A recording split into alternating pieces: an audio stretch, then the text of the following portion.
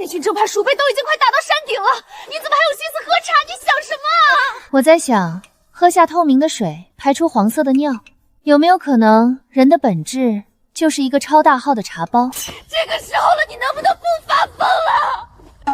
朋友，我连你一个大夫都打不赢，唯一擅长的就是轻功，你让我咋办？你可以跑啊，我们帮你拦着。反正你轻功天下第一，从后山的悬崖跳下去，一定没事的。直接从悬崖扔下去，他命大死不了。他要是喊，你就扎哑他。好，你要不要听看你们在说什么？我只知道，我们谁都可以死，唯独教主你不可以。带教主从密道走，快！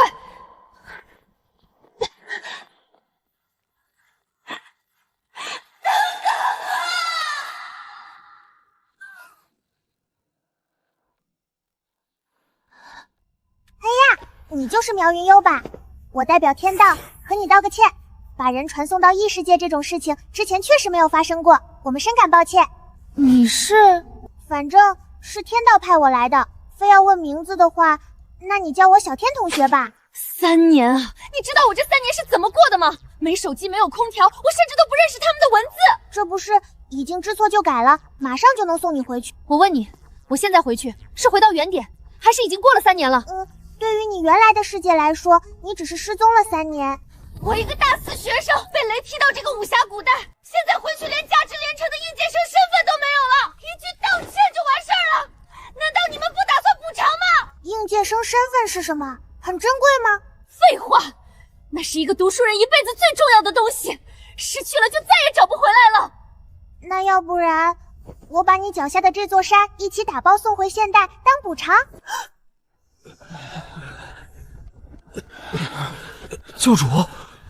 教主没事就好。那群正派鼠卫呢？如果我说昨天一个雷劈下来，刚好把除我之外的人都劈昏了，然后我把那些正派弟子一个个都扔下山了，现在大家都已经安全了，你们信吗？别扯了，教主，你从井里打一桶水都要休息半天，你扛得动那么多人？哦，真相是，其实我是因为意外从几百年后的另一个世界穿越过来的，那是个没有战争、人人安居乐业的和平世界。神仙为了补偿我，不仅把我送回到原本的世界，顺便把你们和整座山一起送过来了。以后你们再也不用担心正派针对你们了。好厉害啊！你说是就是吧？楚大夫，赶紧给教主开点安神药，这都说胡话了。我们的伤不着急，我现在就去把雾隐镇改成九曲迷阵，下次一定不能让那群正派鼠辈打上来了。我去机棚看下，希望都还活着。各忙各的去吧，我先给教主扎2针，一会儿给你们也都把脉。你看，宁可相信离谱的谎话，都没有人相信实话。还有，我才不要扎针！等等，这样吧，你们跟我来，带你们看个好东西，证明我没骗你们。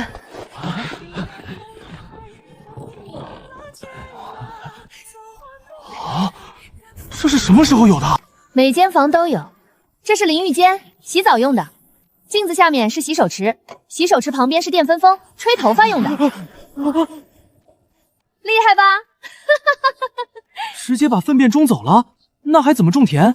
好浪费啊！对啊，那我的猪以后吃什么？洗完澡的水就这么流走，太可惜了。你们这群没有见过世面的古代人啊！下山，现在就跟我下山，我带你们去看看现代人的生活。谁还自己种田啊？现在都是机器播种。还是算了吧，山上挺好的。教主，不是我们不相信你，像我这样一出生就长着妖毛紫瞳、样貌丑陋的人，走到哪里都会被当成妖怪的。无害，都过去了。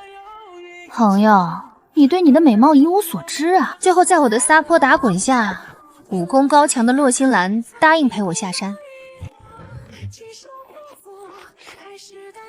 唉，跟着我受苦了，管他呢，带着吧，万一能修呢？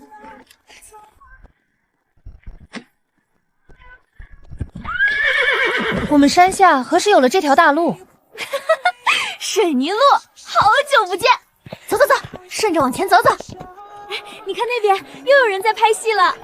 走，最前面那家店，人多不方便骑马，我们走过去。那些人穿的奇装异服我从未见过，难道是某种特殊门派服饰？这马好帅，网红吗？收费合影的吧？妈妈，我也想骑马。走啊，先去手机店。3年啊，今日就是和人生挚爱的重逢之日。老板看看能修吗？我给你看看啊，怎么能摔成这样的？从山上掉下去了。不太建议修了，你这都好几年的旧机器了，修理的费用都够买个新的了。你这儿应该有2手的卖吧？我先买个顶一顶。有，你想要什么样的？安卓的还是苹果的？预算多少？账号里就剩1000块了，每一分都得花在刀刃上。老板，你等等啊，我登了微信再转钱给你。行，不着急。难道说这3年一直有人在给我充话费？怎么会有这么多钱？想吃什么自己拿，价格墙上都有。这柜子里面的东西，想吃什么就夹什么，老板会帮我们煮。这是何物？这是西红柿，就是番茄。哦，对了，那边没有。土豆、红薯、玉米、花菜，那个世界都没有见过。可怜的孩子，算了，你去坐着吧，我帮你选，保证都是好吃的。哦，怎么样，好喝吧？买这么多东西，你的纹银够吗？这才几个钱，我刚刚跟你说了，我姐给我打了好多钱。你姐？对啊，不是亲生的，但是胜似亲生的。她一定很担心你。你打算什么时候去找她？我准备过一会儿就给她打个电话，然后明天或者是后天回孤儿院看看。古代的饮实在是太清淡了，我想这一口已经想了很久了。哦，对了，还有这个，刚刚老板送的，吃完麻辣烫来一颗，嘴里就没有味道了。我以前是不是给你吃过这个糖？你们是兵器，兵器不需要感情，不需要名字，只需要服从和杀戮。哇，你怎么了？你没事吧？你嘴唇怎么这么白？我去给你找点吃的。没找到野果，你先吃个薄荷糖顶一顶。不好意思啊，这是我身上最后一颗了。就是这一点点甜，成了我活下去的全部依赖。糖这么有用吗？难道你是低血糖犯了？我叫苗云幽，你叫什么名字啊？我叫洛星兰。不至于吧，这么辣，你快喝点东西。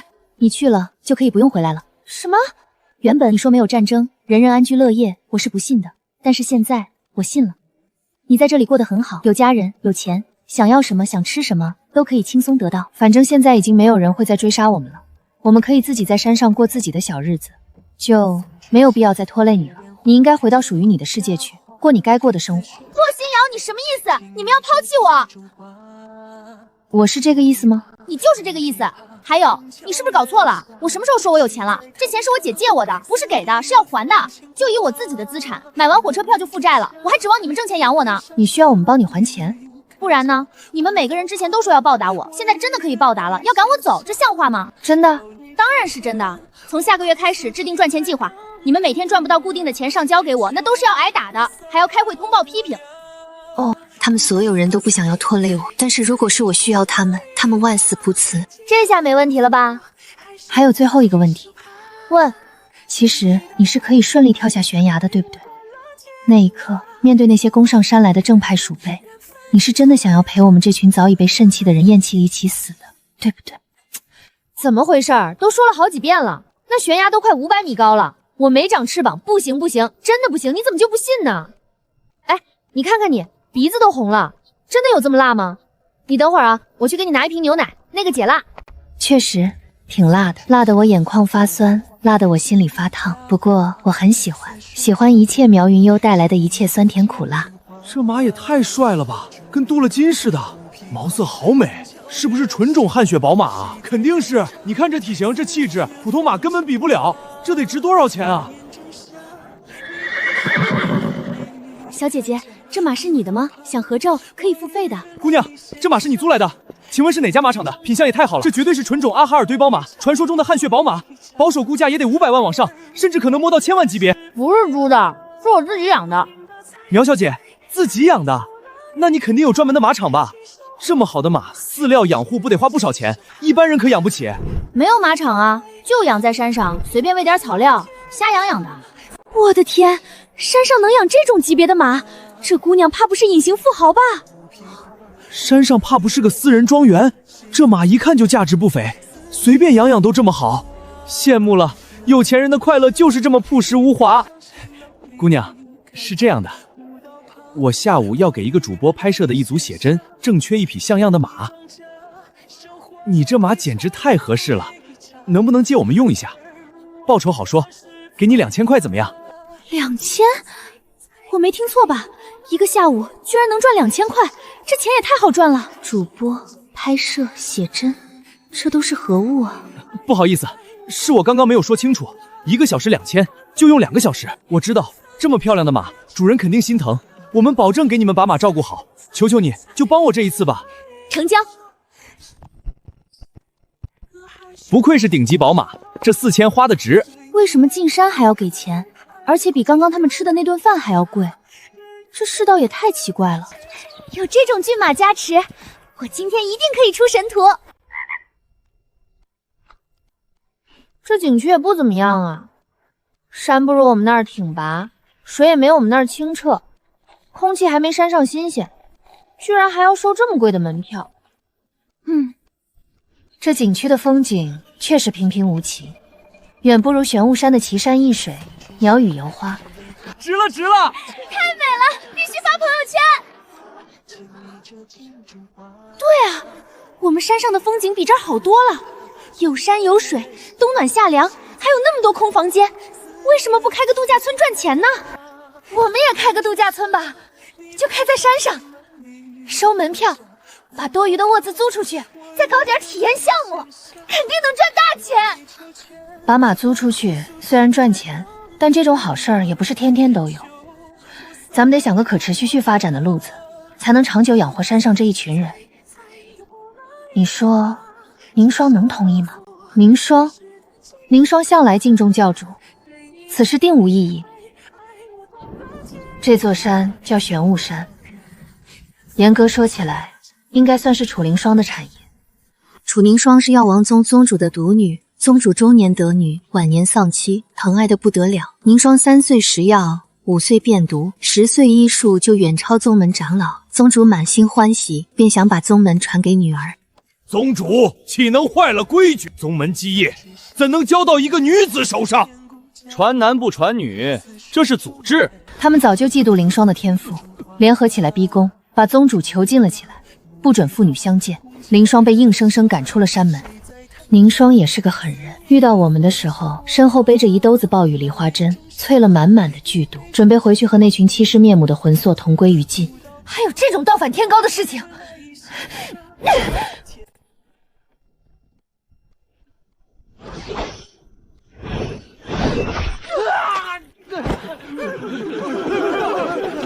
小女体质阴寒，不适合修炼轻功。我看姑娘你骨骼清奇，气息灵动，倒是适配。多谢两位出手，让老夫临死前还能再见小女一面。也请两位日后一定多多照顾双儿。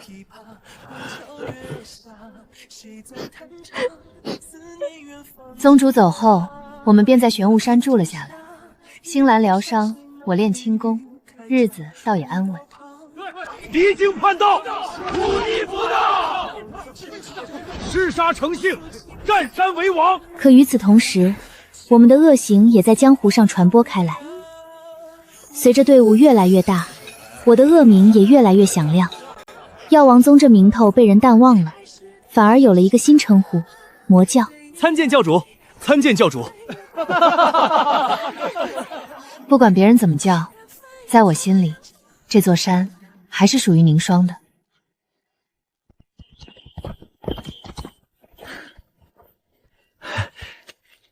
比约定的多了一千。合作愉快，以后有需要随时联系。一定一定。你说好的4000还多了1000，据说是女主播非常满意，主动加的。共产主义社会的好人就是比封建王朝多啊！走，星兰，去镇上超市大采购，给山上的大伙改善伙食。这2块钱一袋的细盐，要是拿到古代，那可是贵族才能消费得起的奢侈品。普通人吃的都是含泥沙、味道苦涩的粗盐，更别说这白砂糖了，他们甚至见都没见过。教主，这些都是能随便买的？当然啊，这些都是家常玩意儿，便宜得很。咱们多买点回去，让大伙儿尝尝鲜。小姑娘，搬新家啊，买这么多？差不多，家里人多，用得多。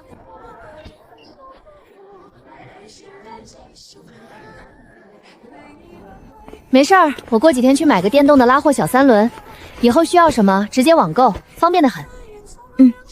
教主说要买，那就买。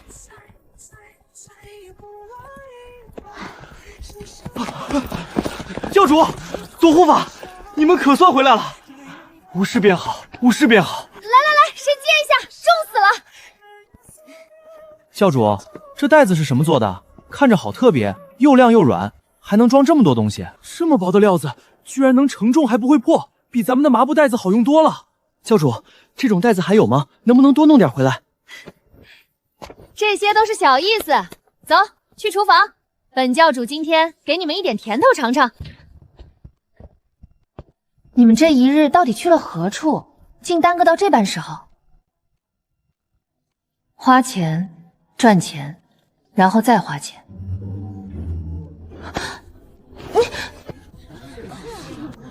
谁去打一桶山泉水来？我来。安宁啥杂活都抢着干。他从小被人欺负，是我收留了他，给了个家。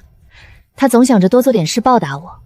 梅苏汤就是古代的酸梅汤，本来是老百姓常喝的解乏汤，可在那个乱世，乌梅甘草都得千里迢迢运来，普通人连名字都没听过，只有皇宫里才能偶尔喝到。来吧，大家尝尝。我先来。乌梅的酸，甘草的甜，山楂的鲜，还有一丝陈皮的清香。这是梅苏汤，果然高手就是高手。传说中的梅苏汤，哇，我也尝尝。我还以为这玩意儿只有皇宫才有。我早年救过太子一命，被赏赐过一碗。老实说，没有这个味道好。真的好甜，谢谢教主。口感清爽，药性平和，能生津止渴、清热解暑。不过用料比例和一些细节还可以再调节。古代的顶级秘方，配上现代的优质材料，再加上玄武山独有的山泉水，这不妥妥的降维打击？来，再看看这些东西，居然有这么细的盐，毫无泥沙，甚至没有半分苦涩。这是糖，如此透亮的糖，竟似冰晶一般。如此晶莹洁白的精米，老夫这辈子都没有见过。竟有这样雪白的面粉，怎么样？现在终于相信我的话了吧？这可是铁证如山，总不能再说是神仙法术了吧？信了，教主果然是神仙。我们这算不算鸡犬升仙？那个词好像是鸡犬升天。管他呢，我愿意给教主当牛做马，我也愿意。苗云幽，院长，对不起，让您担心了。我这2天就回来看您。对了，你默默姐正好在旁边，你要和她说2句吗？定位，买票。明白了，我明天就到。没办法，我姐虽然只比我大2岁，但气场实在太强，哪怕隔了千里，哪怕只是电话里4个字，都能让我瞬间乖巧。我现在必须要回家一趟。这个时辰，对于古代人来说，太阳下山就是晚上，可现在才刚刚8点。对于现代人来说，很多人甚至都还没有下班。没空跟你们解释了，21点35的直达列车票不多了，我现在必须定下来。我陪你去，楚大夫陪我去，我姐身体不好，正好让你给看看。要是真能把张默的心脏病治好，他应该也许就不会抽我了。这是传说中的千里传音，还说不是神仙。算了，随便吧，路上小心一点，如果遇到坏人，尽量不要交手，能让就让。教主是觉得还能有我应付不了的对手。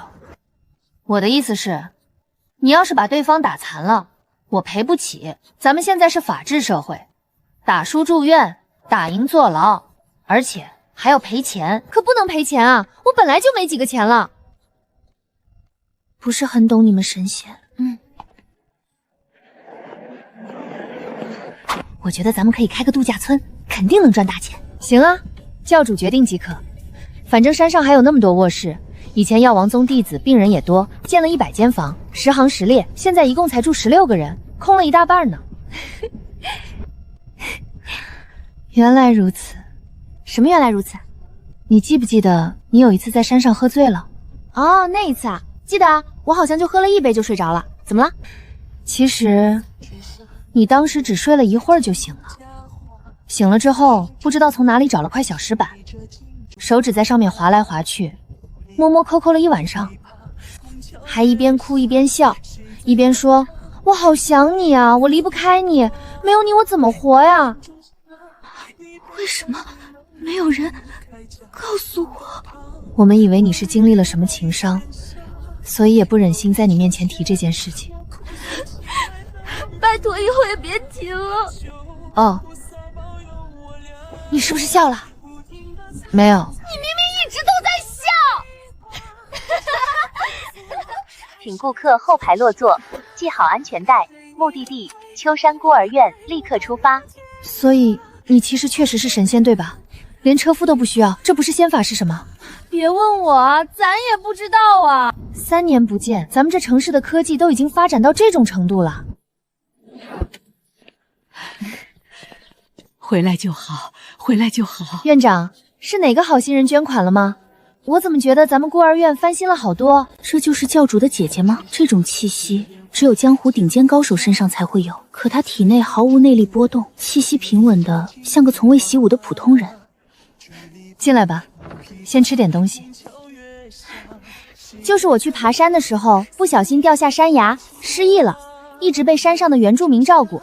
3年后恢复记忆，才想起来回来看看。算了，孩子定是受了不少苦。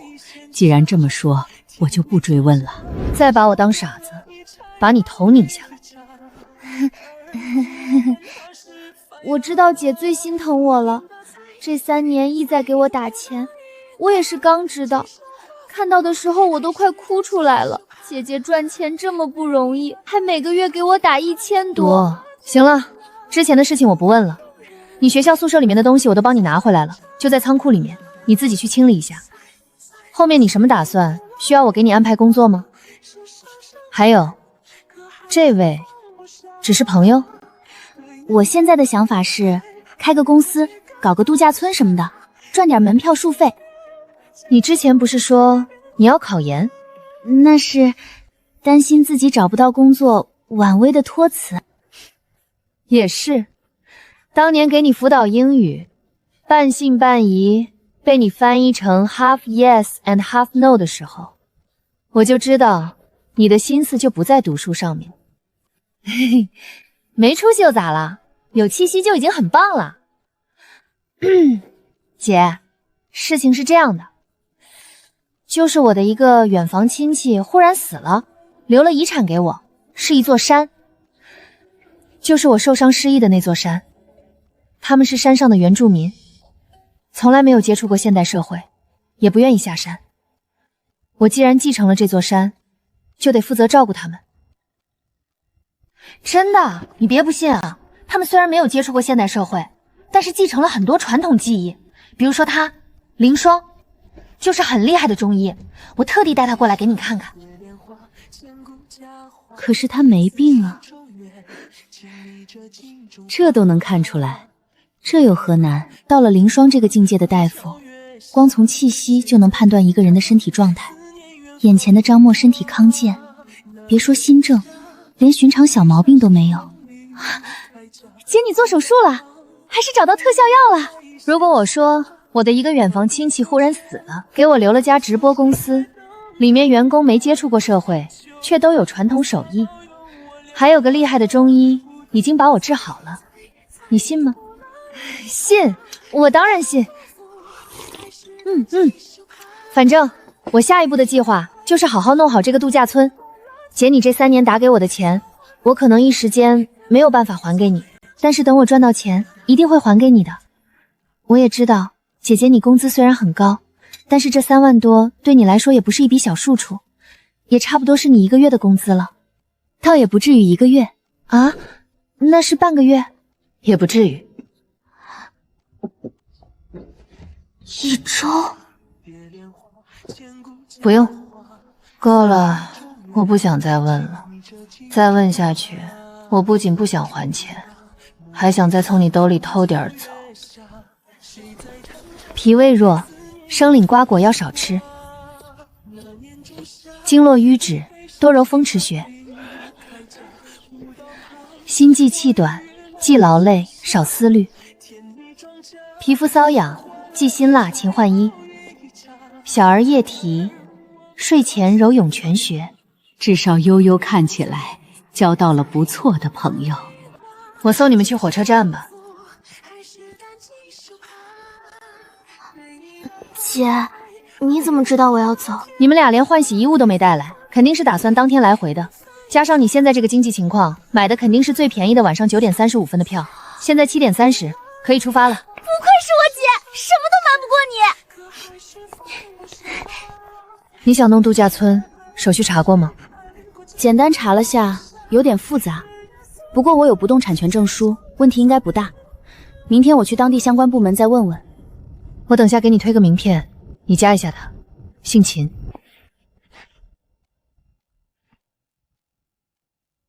我公司定制的员工机多了一些，送你了。等等，山海直播，就是之前广告里面那个全球用户数突破15亿的公司，这是我姐的公司。我姐真是……你姐姐也是神仙吧？我姐只是个普通人，她怎么可能是神仙呢？都说了，要相信科学。咱们这个世界没有神，没有鬼，都没有，妖精也没有。真没有？没有。应该没有吧？可是她身上的那种气息，真的不是普通人。她当然不是普通人，因为她是有钱人。我们这个世界虽然众生平等，也没有皇帝和贵族了，但是有钱就是老大。是这样吗？当然是。那我也想要教主当老大。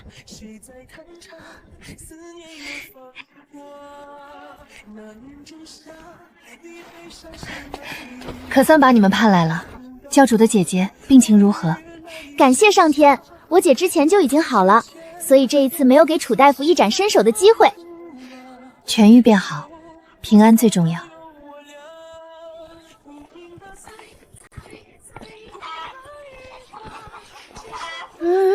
什么东西这么香？谢先生今天用雨露菜做了黄金饼，可好吃了，给教主和2位护法都留了好多，应该还是热的。谢先生厨艺什么时候这么好了？谢先生的厨艺一直都很好啊，大家都爱吃他做的饭。在我看来，勉强只能算能吃，色香味3项几乎都不沾。今天怎么忽然这么香？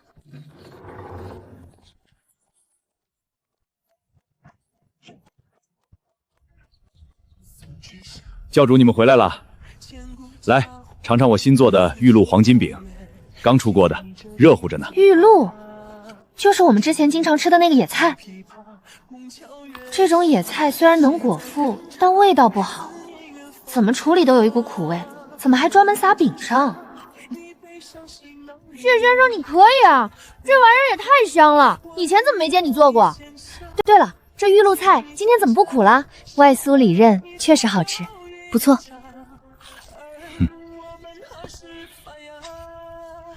其实玉露菜也不是全都是苦的，顶端那一小节嫩芽香甜至极，只有下面的茎秆才又粗又涩。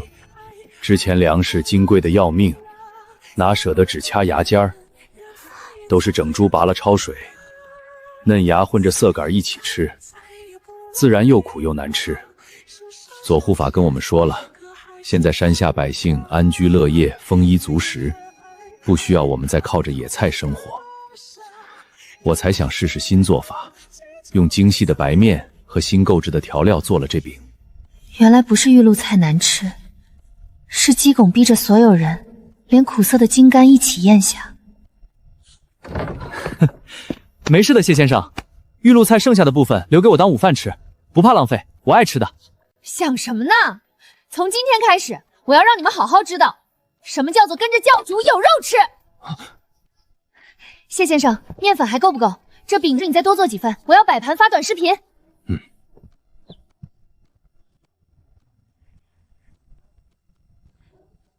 还是要赶紧找个电工，把室内插座安一下，太不方便了。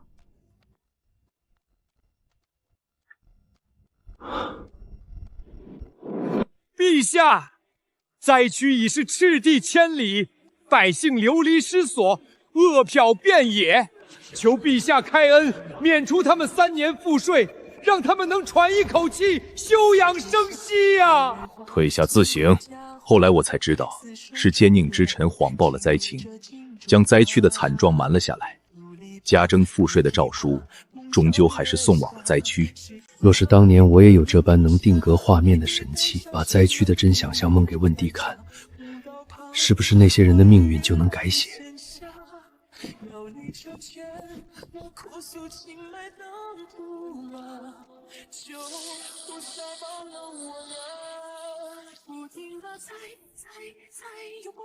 我可真是个天才。姐，我终于弄好了，还有1周就是7月，可以开直播卖团购的预售了。我自己开直播卖吗？我这账号现在才几百个粉丝，万一没有流量怎么办？好吃，比杂粮饭香多了，软糯香甜，不用就菜都能吃2碗。山泉水煮出来的米饭，带着自然的清甜，确实爽口。大家停一下，我宣布一个重要的事情，我打算在咱们玄雾山开一家度假村。度假村是什么？就是用漂亮风景、好吃好喝吸引外人过来玩，进山收钱，吃喝收钱，住宿收钱。既然我把你们带到这里来了，我就希望你们能过上好日子，以后想吃大米饭就吃大米饭，想买什么就买什么，再也不用精打细算。不了吧，教主，现在这样就挺好的，有饭吃，有地方住，不用再奔波，何必再费心费力去折腾呢？太辛苦你了。教主的心意我们明白，但此事牵连甚广，既要打理客房，又要应对外人，好不容易一些，你本就该好好歇息，不必为我们如此操劳。这些外人中，万一有坏人要伤害教主怎么办？山下都是教主喜欢的东西，有钱就能买。我要给教主买。我要给教主买。你们不知道，这世道已经没有皇帝了，有钱就是老大。我要让教主当老大，买衣服、买首饰、买车、买楼，吃喝玩乐，挥金如土。嗨，不早说！如果是教主想要钱，我们肯定全力支持。教主想要，教主就必须得到，赴汤蹈火，在所不辞。行吧，不管怎么说，至少获得了大家的一致同意。来，第一件事情啊，来几个人，把那个屋侧给我拆了。这种人在上面拉，猪在下面吃的优美画面，对21世纪的现代人来说过于刺激了。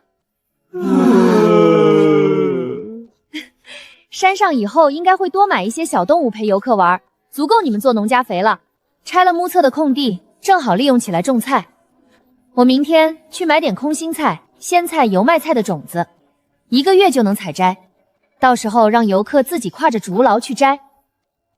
第二件事，把所有悬崖峭壁，反正有危险的地方，用护栏围起来，为了游客安全。第三件事，上山的路太不平了，车上不来，人也容易摔，需要填平。现在连山路都要填平，那下一步是不是要给黄河加个盖子？真的不是很懂你们神仙。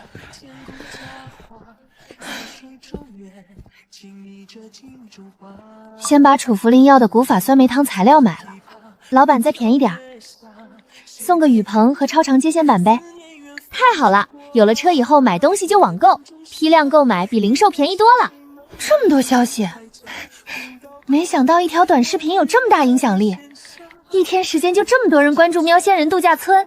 救命，这饼也太香了吧，隔着屏幕都能闻到。玄雾山景区以前没听过，想去打视频里的菜是玉露菜吗？从没见过。大厨手艺太好了，口水直流。感谢喜欢。新景区呢，筹备很久了，玉露菜是山里特产，我们大厨身经百战，马上更新。教主，你在这偷乐什么呢？给你挑漂亮裙子呢。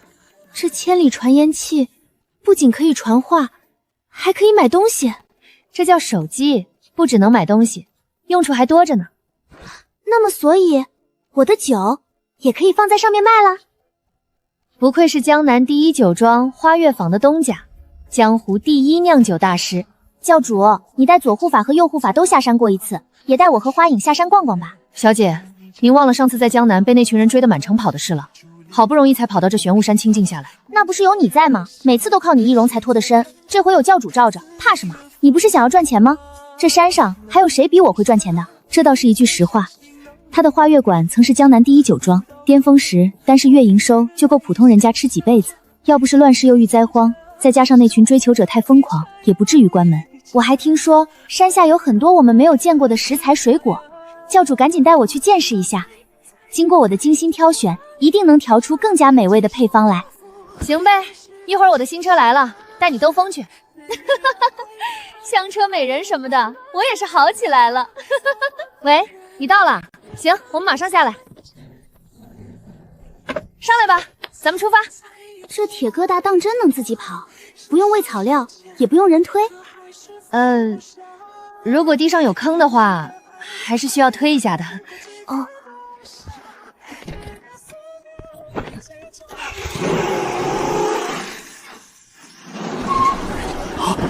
这小姐姐颜值绝了，比明星还好看。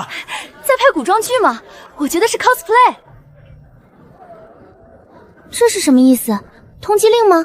为什么要摆一个人像在这里？这个不是通缉令，这人是个明星，演戏是唱歌的那种，就有点类似那边的伶人吧，不过地位比伶人高多了。就这位，有好几百万人喜欢他呢。真好啊，不过他也确实长得好看。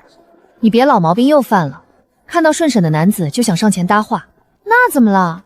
爱美之心人皆有之，我只是上前聊几句，又没做什么逾矩之事。问题就在于，但凡和你聊过几句的男子，最后都会对你死心塌地，非你不娶，一个个难缠得很，各种要死要活。你忘了上次在江南，那个公子哥为了追你差点跳河了，你就不能收敛一点吗？哎，这一点我支持月貌啊，他只是聊聊天而已，他长得美，他们想得美，这难道也要怪他？就是，还是教主懂我，不多聊几个，怎么知道谁最适合我？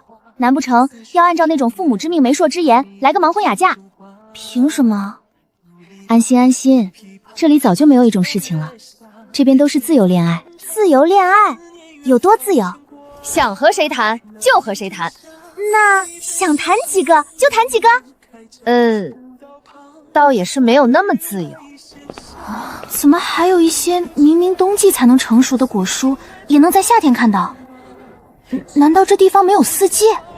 不要在意这些细节，想吃什么自己挑，随便买。啊，对了，那个长得像是流星锤的黄色大瓜就不要了，太贵了，我买不起。榴莲什么的，咱现在这个条件还消费不起，还是先省省吧。哦，就这家吧。美女，想买点什么？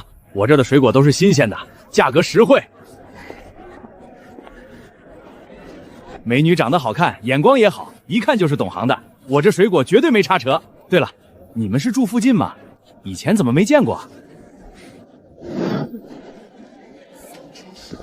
绿豆不仅可以煮绿豆汤，还能自己发豆芽吃，共计花了77。本来还想买点种子，但是听说店铺没开门。不过没关系，大不了上网上买，还能便宜点。教主，那是什么？这叫电子秤，是现代的称重工具，比古代的干秤精准多了。现代的1斤是500克，古代的1斤是16两，差不多是600克。你看，那袋苹果就是3670克。不对，这电子秤怕是不准，实际重量绝没有这么多。美女，我这电子秤是正规厂家买的，天天校准，绝对不会错。花月瞻14岁长家，酿酒对比银比要求严苛，他早已练出颠重的火眼金睛。你们市场的公平秤在哪里？一试就知道了。小姑娘家的，一看就从来没有买过菜，在这里胡说八道，滚滚滚，不卖给你们了。我们挑了好半天的东西，你说不卖就不卖，门口明明白白写着缺斤少两，退1赔3，不敢付秤就是做贼心虚，你给我赔钱。让我赔钱？你穷疯了吧？买不起就买不起，还碰瓷起来的了。自己缺斤少两，反说顾客碰瓷，不如把价目表改成抽奖转盘，赌今天缺半斤还是8两，或者在门口摆个温馨提示：本店计量盖位采用老板心情换算制，今日1斤约等于300克，明日可能随天气不动，最终解释权归老板的良心所有。还有，我是挺穷的，余额就剩2.5块，刚够买你的命。你不想活了吧？你信不信我今天让你们走不出这里？哟，你少在这里大呼小叫的！我这人从小就怕狗，被我说中痛处就跳脚，你除了会骂人，还会干啥？有本事去公屏秤啊！没本事就只会在这里嗷嗷叫，跟被踩了尾巴的疯狗似的，吵得人耳朵疼。这小姑娘嘴皮子真带劲。做生意确实要诚信，让他们去公屏秤称一下不就知道了？滚滚滚！关你们什么事情？少在这里多管闲事。这还看不出来吗？这几个女的分明就是来讹钱的。都出来，都出来！有人在这儿闹事。小姑娘，真的我们好欺负呀！识相点，赶紧走，不然别怪我们不客气。哎呀，疼疼疼！我的头，我是不是流血了？又是你们，真是屡教不改。这摊主不是第一次做这种事了，属于纯纯的见人下菜量，却不知他面对的是老手中的老手，行家中的行家。教主，你歇着吧。从上山上大约1公里，铺上一条2米宽的水泥路要多少钱？得到的答案是，光材料最少都要10万。算了，倒也不需要这么快。古代的作息还是太健康了，不太行，这个要改。真是好久没有用这么现代化的东西了，真怀念啊！之前3年用的都是自己竹子和布条自制的牙刷，蘸了楚茯苓配的牙粉，味道怪得很。这种的是啥呀？从哪儿移植过来的？茯苓那丫头从药草园里面挖过来的，说这一块地够肥沃，别浪费了。不错不错。需要我帮忙吗？不用不用。教主，你吃，吃完了可以去休息一下。就离谱，没听说过有人吃完早餐就去休息的，猪的作息都不过如此。对了，那2头猪呢？赶到东边已经围起来了，还是教主想要杀了吃？不了，就养着吧，当吉祥物。主要是我真的很怀疑，吃那玩意儿长大的猪身上的肉真的能吃？这吃了不会死人？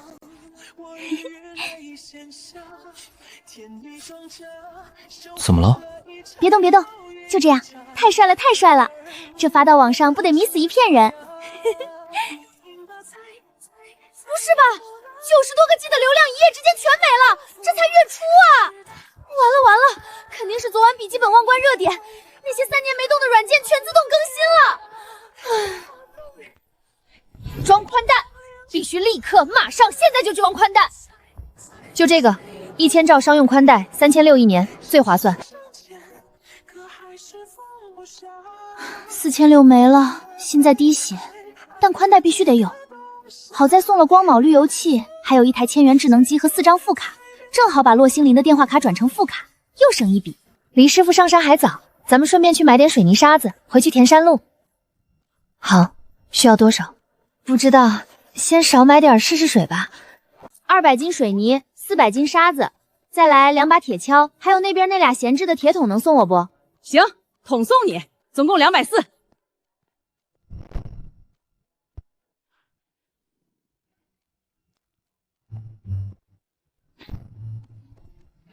我的娘嘞！这姑娘看着瘦心弱弱的，一袋100斤的水泥，她只用单手。我闺蜜撸铁的，厉害吧？好了，厉害，太厉害了，简直天生神力！我开店这么多年，第一次见能单手拎水泥的。你们要是还需要建材，随时来，我给你们算便宜点。那就谢谢大姐了。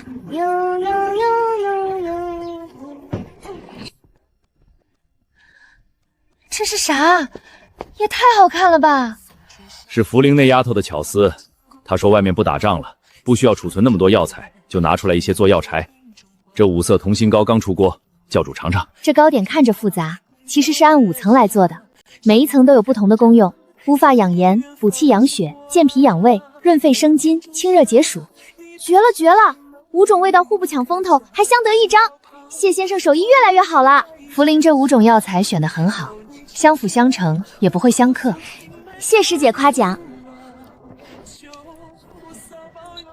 你们等下再吃啊，先让我拍一下。这5色同心膏简直是为短视频量身定做的爆款。教主，温测已拆完，接下来是悬崖加护栏还是山路填平？有什么要求吗？不着急的，魏师傅，我买了材料，但还没研究清楚怎么用。下午有人来装宽带，装好了之后咱们再研究这个。对了，等下装宽带的时候，魏师傅也跟着看看吧，可能需要打孔走线什么的。是。等下魏师傅，方便的话让子俊跟我下趟山吧，看看以现代的技术有没有办法治一治他的眼睛。这里很多视力不好的人，带上特定的装置也能与常人无异。我觉得子君可以去试试。楚凝霜和楚福灵都束手无策的眼病，教主说的现代方法真的能有用吗？这些年，子君因为看不清而怯懦自卑，我的心就像被钝刀割一样疼。魏某在此先谢过教主大恩。谢谢教主。别客气，改天咱们就下山去看看。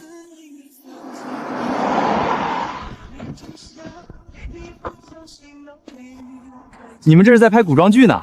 差不多，我们是山上度假村的，这是员工制服，特色服务嘛。这个假腿做的好真实啊！你们这道具也太用心了。哦，这个不是道具，这是真的。不好意思啊。无碍，辛苦两位师傅跑这么远一趟了。哇，好高的山峰！咱们这是原生态景区，都是没动过的。确实比那种人工的景区有味道。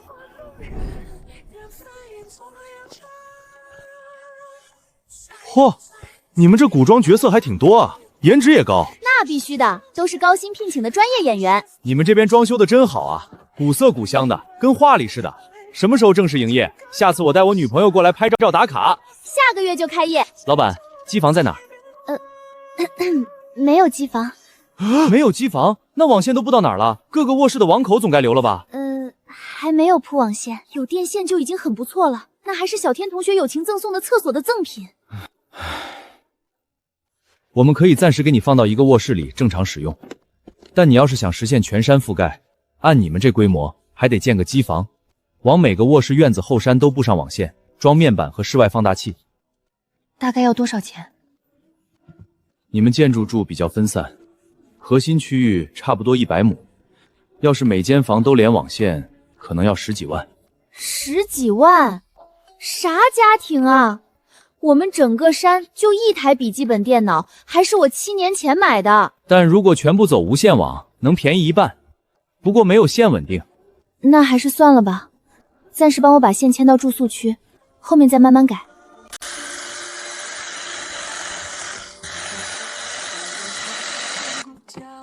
哎，这卧室没有插座吗？没事没事，先用这个接线板。没办法，装完卫生间就没钱了，先将就用着吧。这电风风将近3块吧，咱去年年会1等奖就是这个。我刚还看到他们养马了，真马，那玩意儿可比宝马贵。富二代花钱就是没个规划。说起来，老板你们最近可得小心点儿，你们这房子都是木头门，好看归好看，但是不太安全。怎么了？出什么事了？镇上最近有个杀人犯在逃，手上好几条人命，肯定是专挑偏僻地方躲。这附近几座山就属你们这座没怎么开发过，连监控都没装。他要是藏进来，根本没人知道。你们晚上住这里一定要注意安全。杀人犯就好几条人命，这么惨？偷东西被人发现了，用匕首直接把人全家灭门，一家5口，70岁的老太太到10岁的小娃娃一个没放过，太狠了。通缉照群里都传遍了，说是提供线索的话，奖金最高能有10万。10万？通缉照能发我看看吗？哦，好呀，我这就发给你。10万，不仅能为民除害，还有奖金，山路和网络不就全搞定了？还能再买冰箱、电视、洗衣机。这人价值10万，一旦出现，立刻活捉拿下。好，各就各位，各自学习。魏师傅，你不用学别的，就记住这个快捷键，按一下暂停，再按一下播放，慢慢看就行。看不懂的地方先记着，回头我再单独搜索。好。山上其他人则很自觉地开始排班，2人一组，每个时辰轮换巡山，争取通缉犯一出现就当场抓获。安全第一，活捉第2。不愧是我姐，和我想到一起去了。不过安全是我现在最不用担心的东西。当初一群身负绝世武功的正派弟子围攻都没能要我的命，一个拿小刀的现代人，你有枪我还怕你2分，就一把小刀，何惧之有？你这是？星兰巡山去了，担心你有危险，让我过来陪你睡。来，睡吧。太早了吧，我睡不着。怎么了？是失眠吗？我给你扎2针。妙手回春啊，神医！我瞬间就困了。那就好。要命啊！现在才7点半啊！醒醒，出事了，是东边饲养区，肯定是通缉犯。最狠的是安宁，手里攥着粪瓢就冲出来了。平时多温吞一个人啊！别拱了，别咬了，救命啊！哟，是你发现这家伙的？哎，过2天给你买点好吃的。出来陪我拍个视频呗。找死！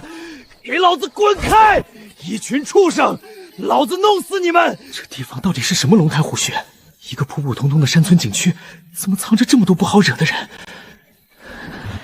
只要把这小崽在手里，说不定还能有条活路。大家不要冲动，尽量不要见血。原来都只是中看不中用的纸老虎，怕见血还敢拦着我！不要冲动，搞死了，我还要活捉换钱呢！别动，都给我退后，不然我杀了他！你离我太近了。哇，子君好厉害！哼，让你欺负我猪，还欺负子君！你还有点本事啊，还真让你摸到我们山上来了。这么多人巡逻都没有找到你，没有见过的东西，应该是从这身上掉下来的。原来如此，用上这种高科技，难怪能在巡逻的人不发现的情况下摸上山了。给我把他嘴堵住，别让他污染咱们山里的空气。哦，还有，你们这些剑呀、刀啊，先收一收，等会儿有官府的人来。我来！这么好看一个男孩子，怎么就和这玩意儿脱不开关系呢？算了，这次也是孩子好意，下次注意吧。你们打他了？一看就是正当防卫，不用深究。东西呢？你把从林老太太家里偷来的东西藏哪儿了？我不知道你们在说什么。就算我死了，我的同伙也会拿到东西，到时候你们一个都跑不掉。有没有什么办法能让他开口？这家伙嘴也太硬了。当然有。什么东西？疼死了！没事，说。我什么都说，太疼了，我真的受不了了。东西藏在那死老太婆隔壁房的杂物堆里，夹在一本3年级的语文书里，是一张老照片。立刻把东西取回来。是。我刚发现他好像踩到我们用来做针剂针了，难怪叫得这么惨。你这人也是，怎么能乱踩别人的针呢？真是不小心。那能不能麻烦2位帮忙取出来？他这样一直喊，我们不方便带他回去。哦，当然可以。虽然碰了点脏东西，但是回去洗洗还能用。过日子嘛，不能大手大脚。多谢，你们先走，把他带回去。明天一早移送到 B 市。是。感谢苗小姐对我们工作的支持。这个感谢能具体说说？10万的奖励，我们会按时打到苗小姐的账户。除此之外，还有吗？当然了，如果李善红造成了什么破坏，也可以整理相关损失，联系我们对接进行赔偿。政府赔？据我们掌握的资料，用原籍日本在国内潜伏多年，有不少存款，还有日方给他的活动经费，我们已经把这部分钱冻结了。领导，你给我掏个底，赔偿完伤者还有剩的吗？还有不少。那既然如此，如果我说他把我们上山的水泥路和全覆盖的无线网破坏了，能赔吗？你真不愧是张总的妹妹。这位领导，如果我没有猜错的话，你应该是姓秦吧？就是那位帮忙给我办证的秦先生。不好意思，事出紧急，刚刚忘记自我介绍了。我叫秦月川，翻山越岭的越，川流不息的川，隶属于国。难怪默默姐说这人什么证都能办，竟然是国安局的。这种传说中的机构，以前只在小说里面看到过。嚯，失敬失敬。我才是失敬了。这东西看起来比灯笼方便，回头弄一个给教主用。所以，领导，我那些证还要多久？半个月已经是最快了，真的没有办法再快了。行，还是感谢。所以我刚刚说的水利路和无线链能搞不？你连个残骸都没有就现编啊？我怎么走报损的流程？P 图行吗？我 P 图贼溜，以假乱真的那种。师姐 ，P 图是什么？不知道，听起来很厉害。教主说行，肯定能行。我也这么觉得。没错，教主是什么东西？张默之前也没和我提到这一点啊。你们2姐妹就没有一个正常人是吧？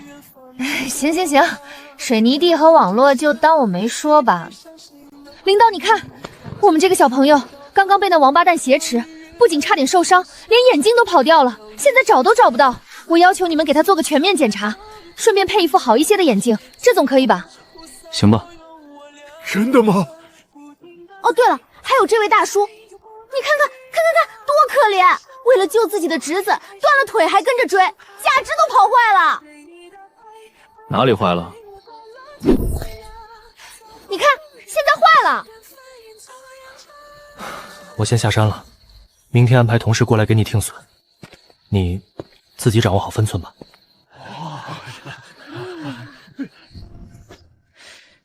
这么门锁怎么烂了？李善红踢坏的。行。晒着的衣服怎么又是破洞又是补丁？李善红没有偷到合身的，就恶意报复用小刀划的。好，田地怎么乱糟糟的？李善红采的，我们这还是药材田。懂了，高价值药材损失极大。对喽，这么栅栏怎么断了？不用说了，我知道，一看就是李善红砍的。没错，栅栏里面的动物有没有损失？有，我们养的兔子胆子极小，虽然现在看起来没什么事，但是你知道的，兔子经不起吓，说不定过几天就没了。有道理。珍贵野兔的损失，谢谢领导为民做主啊！也多亏了你们，这件事情才解决得这么快，不然真的让那张照片被拿走了，后续还有更大的乱子。你们这个片区的领导都要感谢你呢。没事，告诉你也无妨。那位林老太太年轻的时候可是参与过国家顶级泄密项目的科研人员，当年和她一起共事的都是一群甘愿隐姓埋名的国之栋梁，他们为了那个项目呕心沥血，连家人都不敢透露半句。项目成功解散那天，大家才偷偷拍了一张合照留作纪念。那是他们这群人唯一的念想。出于打击报复或威慑目的，日方查到了林老太太，并找到了那张珍藏多年的合影。一旦那张照片被传递到李善红同侯手中，照片中其他科学家同样会面临危险。要不是楚凝霜出手，李善红不可能那么快交代出照片的下落，那后果将不堪设想。原来自己无意间拦下的，竟是一桩如此凶险的阴谋。哦，那林老太太现在怎么样了？我认识位中医，医术特别厉害，要是有需要，放心吧，没多大问题了。老秦盯着呢，他是专业的。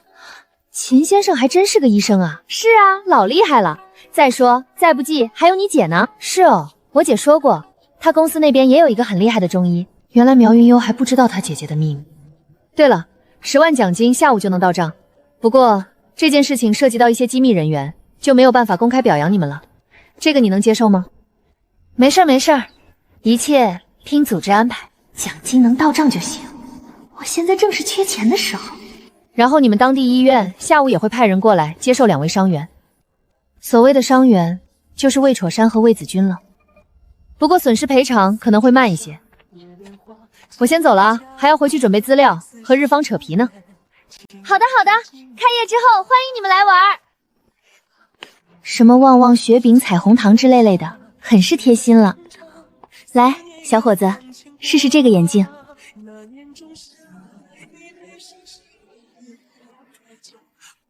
原来世界是这样清晰的。好了好了，男子汉，别哭了。这种感觉好诡异，我怎么飘在半空中？下面那个孩子是谁？谢大人，谢大人好不容易在灾年救了我们的命啊！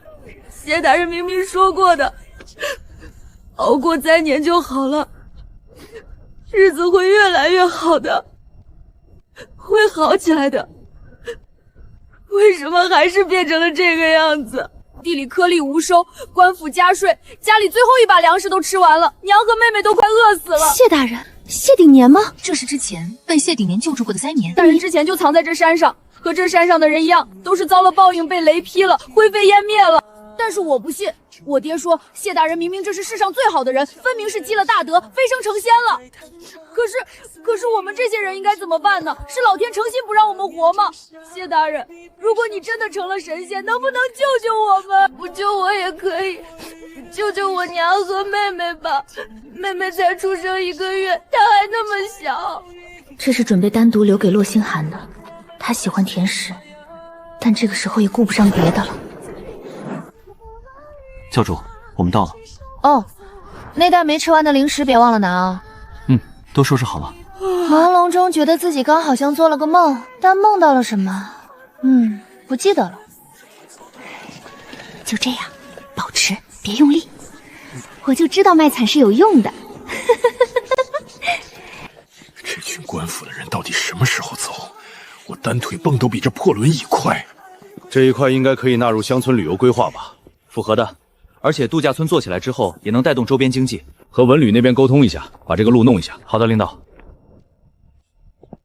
不错，好好做。开业之后，当地文旅也会配合宣传。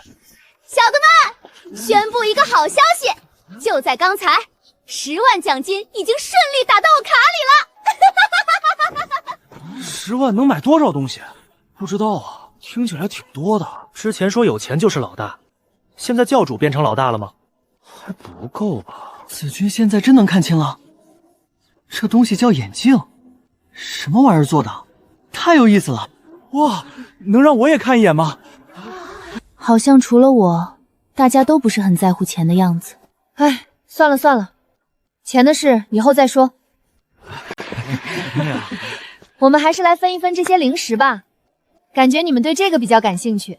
没花钱的，大家随便吃啊，不要客气。咦，我怎么记得明明有一盒彩虹糖的？奇怪，明明记得带了的。掉车上了吗？不会的，我检查过了，没有掉东西在车上。这样吗？哦，那算了，下次再说吧。如此庞然巨兽，是《山海经》里面的魁牛吗？你们看，里面有人，应该是神仙的坐骑。这是在干什么？搞抽象，还是行为艺术？不好意思啊，我们这边是纯古风沉浸式度假村 ，NPC 都比较入戏，演古代人上瘾了。哦，原来如此，真敬业啊 ！NPC 一个长得这么好看，演技还这么好，你们景区以后肯定能火。这也太好吃了吧！这凉拌野菜也绝了，清清爽爽的。你们这是？那个，昨天你们家大厨做的菜太好吃了，我们吃的都不好意思了。大家今天就各自从家里带了点东西来，都是自家产的，不值什么钱。就是啊，我从来没有吃过那么好吃的番茄鸡蛋，这么简单的菜能做这么好吃，真的太厉害了。嘿嘿，苗老板，你们家大厨的手艺真是绝了！这香肠是我们家自己灌的，真材实料，没有添加剂。你拿回去让大厨试试，炒着吃、炖着吃都香。这是我们自家用的种子，都是优质品种。这牛肉是今早切的，新鲜的很。现在时间还早，可以先放冰箱里冰着，中午做菜正好。那个，可是我们山上还没有买冰箱。众所周知，一个景区有钱与否，卫生间就是最直观的指标。我们的厕所可是瓷砖铺地，洗手台锃亮，全自动设备，连香薰机都有，干净敞亮，堪比砸在星级酒店。连厕所都这么豪华，谁能想到没冰箱呢？连厕所都是按景区高标准建的，一不小心预算就超标了。原来如此，那巧了，我岳父是收二手电器的，前几天刚收了个商用冰箱，是山下一个药膳麻辣烫的店子倒闭了，那冰箱才用了半个月，跟新的没啥两样。药膳麻辣烫，这是什么神奇的组合？下次是不是就要弄出中药奶茶了？我看过的，那冰箱崭新崭新的，一点划痕都没有。我岳父按5折收的，要是你需要7折就给你，绝对划算。真的吗？保真，我把地址告诉你，你可以亲自去看看。行，太感谢了，我让先生中午给你们多加几个菜。哇，谢谢老板。那怎么行？剩菜哪有刚做好的好吃？这样吧，我等会儿拿食盒专门给你带一份过来。谢谢你。客气什么？对了，我刚刚听教主文的说，也会给女王要吃蛋糕。奶油蛋糕是什么？不过教主知道，不过说以后我们生产卖奶油蛋糕，到时候我们就能看见了。教主真好呀。对呀，教主最好了。同事的下班吃。手里还拿着对讲机，我都要怀疑自己这是不是穿越。网购新的再怎么都要2300，这一台几乎全新的只要1500，确实能省这不少。虽然突然有了10万块巨款，但还是要省着点花。你喜欢这个哦？现在是有不少店铺用这种老物件当装饰的，这还是我媳妇儿的陪嫁呢。东西是好的，后来流行用那种全自动的电的，没人用这种了。我闺女小时候一直用这个当桌子写作业呢。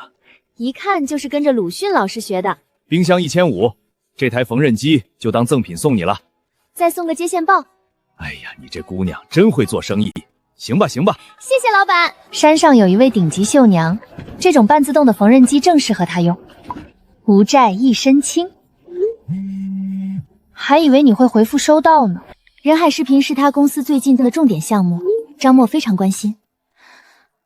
还说呢，本来第1条美视频反响还可以，结果我后面发了条小帅哥的视频，评论区都在质疑我是用 AI 生成的。太假了，我就没有在现实的男人脸上看到过这种表情。这要是演技，加上这张脸，早就已横扫内娱了。烦死了！之后用 AI 的能不能主动标出来？这样骗人有意思吗？举报了！我觉得网友说的好有道理，在现在这个社会，男人的自卑从来都是传说级设定，听过没见过，自信却是默认配置，不分场合自动激活。所以真的不是 AI。连姐都不相信我，没办法。张默手握偌大直播公司，手下3000多貌美如花的主播，其中也有不少清澈但实在美丽的小笨蛋。下次带你见见。但是自卑这款的还真没见过，大家都对自己的美貌很有认知。好吧。等会儿，所以我女婿昨天说就是修的你们家的路啊？是啊。爹，您来了。你小子怎么不把话说清楚？这路都没有修好，这么大的冰箱，你让人家老板怎么拿上去？这冰箱快500斤了。对哦，我怎么忘了？我们这路还要1个星期才能用呢。没事儿，我早就想到了，我找人下来搬，找2个力气大的下来搬东西。起。这到底是哪里请来的 NPC 啊？电影学院和体育学院双学位吗？啊，这是什么东西？这就是传说中的移动冰窖吗？好厉害！以后我酿的酒是不是也可以放在这里面？当然可以。那我做的梅苏汤也能放。好主意，你拿一点过来冰着，中午给施工队的工人们尝尝鲜，正好也能听听他们的反馈。是冰的梅苏汤吗？我还没喝过。我也没有。给我也尝尝吧。教主，方便过来一下吗？咋了，念念？正好我有事找你跟你娘呢。来，我们出去说。好的，教主。这个叫缝纫机，可方便了，能大大增加效率。不过具体怎么用我也不会，我到时候上网找几个视频给你们看。你们是专业的，应该能看。对了，念念，你刚刚要跟我说什么来着？教主，你右胳膊的袖子破了一块。教主，一会儿把衣服换下来，我给你补补吧。温姨从不允许衣服上留下丑丑的补丁痕迹，每次修补都会在破损的位置绣上精致的图案。想当年，温姨也曾是名动江南的第一绣娘，她出身绣坊世家，5岁就能绣出完整的花鸟鱼虫。18岁那年，她被誉为天下第一绣娘，却也成了温家的摇钱树。家族为了独占她的绣艺，强行阻止她嫁人，只允许她闷在绣坊里绣制高价绣品。28岁那年，她给如今江南的大侠凌云霄绣佩剑剑素，一针一线，绣的是高山流水，绣的是惺惺相惜。那一年，她不顾家族反对，分文未带，跟着他私奔了。婚后清贫却幸福，她绣绣品换银钱，她行侠仗义护一方安宁。1年后，女儿念念出生，给这个小家添了更多暖意。走投无路之下回温家求救，所谓亲人不仅分文未给，还骂他私奔不孝，败坏了门风，把他们母女赶出门外。他忍痛剪掉母女俩的长发，换了少量银钱，勉强救活了女儿，勉强熬过了寒冬。等月，温秀宁的弟弟突然暴毙，温家人诬陷他们母女正月剪发克死舅舅，要将他们抓去进猪笼。他只能带着女儿连夜逃命，一路颠沛流离，最后幸运的被我捡到，在玄武山落了脚。教主这次想要绣什么图案？温姨，我突然想到一个点子，你能不能帮我在所有人衣服上胸口的位置都绣个一模一样的图案？就绣云纹豹猫身上的那个云纹。可以啊，这个主意好。我们不是要开度假村吗？人家都给员工做统一工作服，但我现在钱不够，买新的太贵。我想，不如在每个人衣服胸口绣个统一的样式，客人一看就知道是员工了。我也可以帮忙。好，谢谢念念。我找缝纫机的操作视频给你们看。哎，我手机呢？这就是教主带回来的法宝。上面这些歪歪扭扭的字应该是法宝的名字吧？教主，这东西需要念咒语才能启动吗？不用念咒语，插上电就行了。话说，这玩意儿做的好像棺材啊。确实很像。听这意思，多用于放置动物的尸体，好像也差不多。有道理，所以放人进去也行。太小了吧，放不进去。切开放可以。那倒也是。行，别在这里看热闹了，你们都忙去吧。古代的窗户都是纸糊的，隔音差还不结实，要给客人住肯定不行，所以我订了一批玻璃。苗老板，你这山上面到底是度假村还是武术学校啊？这一个个人才都是从哪里选出来的？这都是我精挑细选来的优秀人才。对了，钱给你转过去了啊。说起来，王姐你挺信任我啊，这么大一笔钱，你连个定金都没有收我的，你就不怕我放你鸽子？你这么大个山在这里呢，我还怕你跑了。以后多合作啊，有事随时招呼。以前谁家里要是能有块琉璃，都是当做传家宝一样供奉着，这样剔透，没有一点杂质的，我估计皇宫中都没有几件。这简直是拿珍宝当瓦片用啊！不愧是神仙，寻常人家见都没有见过的宝贝，教主一口气就买了800多块。这真不是什么宝贝，就是普通玻璃。这几天大家也都混熟了，有几个工人还主动提出帮我改造电路。谢先生，今天的糕点多做几份啊，给工人们带回去尝尝。已经备好了，教主放心。工头吃人嘴软，拨了3个有电工资格的来帮忙，材料我自己出就行。怎么这么贵？基建真的好花钱，10万一下子就只剩下一半了。早知道默默姐的钱就不那么着急还了。这贵吗？还不够你办个厕所的。所以啊，苗老板，像你们这种富二代创业，花钱还是要有点规划，别光顾着把厕所修得像5星级酒店一样，就把别的地方都忘了。行吧，古代人觉得我是神仙，现代人觉得我是富二代，解释不清，根本解释不清。火线和营线是这样分吗？穿线管留这么大的余量够不够？红色是火线，蓝色是营线，黄绿双色是地线，可不能接错了。留余量是为了以后检修方便，万一线路坏了还能抽出来换。原来如此，这两叔侄已经被电路科学迷住了。这两叔侄已经被电路科学迷住了，还跟我说他们学会了要上手部操作，被我拼死拦下了，就怕他们一个不小心被电死。不行不行，你俩把电工证考下来了再上岗。公司让无证电工上岗是违法的，抓到了直接罚10万，咱可没有钱交罚款。可是我们真的已经看懂了。零基础考电工证最快只要15天，我相信你们俩的实力和天赋，没有必要这么着急。教主说的对，咱们先把证考下来，名正言顺的上岗。是，伯父。几天后，山路施工彻底完工了，施工队也要撤走了。虽然山上还有2/3的房间线路没装完，但现阶段30间客房够用了。诸位辛苦了，这是我今早刚酿的桂花米酒，请收下。哇，这味儿绝了，比我喝过的所有米酒都香，闻着就甜丝丝的，太舒服了。好喝，咽下去之后还有桂花的香味在嘴里飘，这葫芦真是个好东西。诸位喜欢便好。苗老板，这段时间在你们这儿又吃又拿的，真不好意思了。这个月实在后面的工期已经排出去了，不然一定帮你把电路工程彻底弄完。以后有什么活随时喊我们啊。哪里的话，是我们要感谢大家了，给我们把路修得这么好，还帮忙改造了电路。等开业了，我们一定带家人来住，到时候可得给我们打折啊。打什么折？到时候你们就凭这个酒葫芦来我们这儿免费吃住2天，带家人来或者是送朋友都可以。苗老板大气，一定。大家的动手能力真的很强，完全不需要我操心，毕竟能力越小，责任越小嘛。按照山上的战斗力分布，2只土狗肩上的责任都比我重，有点意思啊。沉浸式古风体验，我们山上这群人可比那些景区的演员专业多了，毕竟是正品古代人。你们谁有才艺？比如说乐器之类的。你们这么看着我干什么？幼年时，父亲确实找过一些师傅教我琴棋书画，但是我着实不感兴趣。我除了读书，其他的时间都在研究厨艺，琴箫笛瑟这些于我而言实在是陌生的很。什么情况啊？咱们这一个艺术生都没有吗？我会。你会？会什么？古琴、琵琶、洞箫都会。你什么时候学的？我怎么不知道？因为师傅教的时候你都在打瞌睡，你当然不知道。也不是很难的东西，我在旁边看着看着就会了。太好了，武林高手还会乐器，一听就很有看点。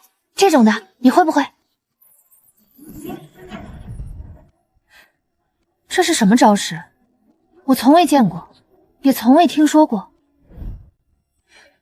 可能就是把内力汇聚在琴弦上，然后打到水里，那琴不就碎了？对啊，再好的琴也扛不住这样的内力冲击啊。内力这般分散出去，打在水面上除了好看，实在没有别的用处。若是对敌这般浪费内力，怕是得不偿失。不错，真正的内力御敌讲究的是凝练一击，要么伤敌，要么护身。这般大张旗鼓的镇水，华而不实，与实战毫无裨益。可是这样比较帅啊。好吧，果然电视剧里都是骗人的，现实里的武林高手一点浪漫情怀都没有，一个个务实的要命。你是不是太宠了？既来之则安之，既然教主都开口了，那就试试吧。用琴肯定不行，一定会碎的，但是队长说不定可以。子勋一会儿出来和我对一阵。我和左杖法打？放心，左杖法对内力的控制以真化境，不会伤到你的。你现在眼睛已经能看清了，也该多和高手过过招了。是。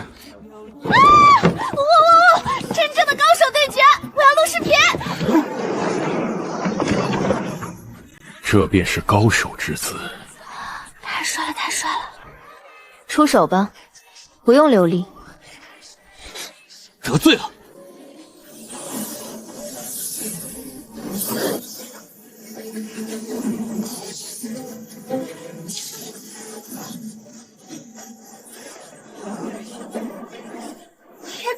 天哪！这简直是特效都做不出来的场面！我的天哪！太帅了！所有手续都办好了，这意味着玄雾山度假村终于可以正式营业了。更重要的是，我终于可以开通商家认证了。看谁还说我是 AI 造假！教主，那跑得飞快的铁盒子便是你说的汽车？这玩意儿可比马车快多了，加满油就能跑几百里地，还不用喂草喂料，方便得很。真是奇物。苗小姐，这是你的营业执照、卫生许可证、消防验收合格证明，还有其他相关资料，你清点一下。谢谢，都齐了。教主，刚刚那些穿着统一衣裳办理证件的人，都是官府的官吏？他们属于公务员，差不多吧。他们对百姓态度真好啊。好啦，别再想旧社会了，咱们今天任务还没完成，还有点别的东西要买。这个人证合一显眼终端花了5000块，消防设备又花了15000，